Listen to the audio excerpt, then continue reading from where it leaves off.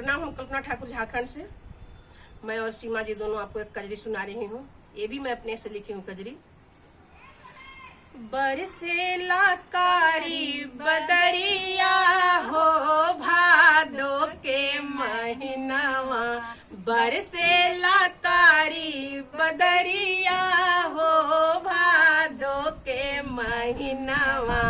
College गईले मोर सजनवा हो भादो के महीनावा।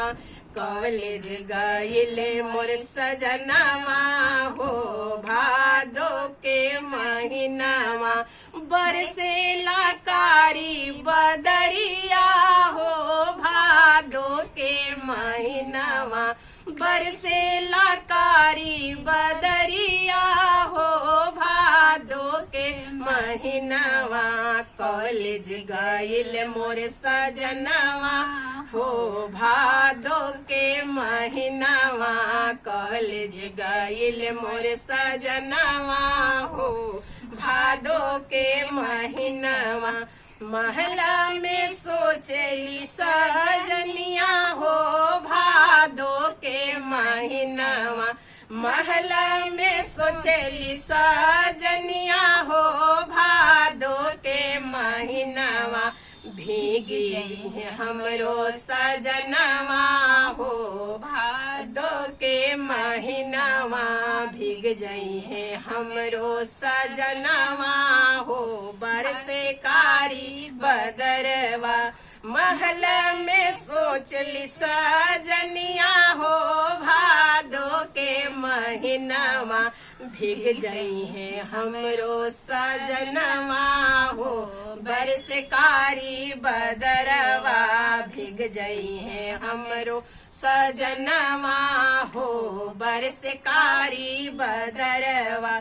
ले ले हो सासू छतरिया हो चलू कॉलेज डहरिया। ले ले हो सासू छतरिया हो चलू कॉलेज डहरिया। भीग जई है हमरी सजनवा हो बरसकारी बदरिया। भीग जई है हमरो सजनवा हो बरसकारी बदरवा। ले ले हो गोतिन छतरिया हो बरसकारी बदरिया। ले ले हो गोतिन छतरिया हो बरसकारी बदरिया। भीग जई है हमरो सजनवा हो बरसकारी बदरिया। भीग जई है हमरो सजनवा हो बरसकारी बदरिया।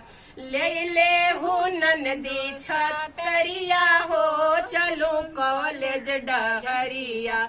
ले ले हो ननदी छतरिया हो चलो कॉलेज डहरिया। भेज जई है हमरो सजनवा हो बरसकारी बदरिया। भीग जई है हमरो सजनवा हो बरसकारी बदरवा। मेरा गाना सुन के आप लोग लाइक शेयर सब्सक्राइब कीजिए, कमेंट करके बताइए ये कजरी कैसा लगा।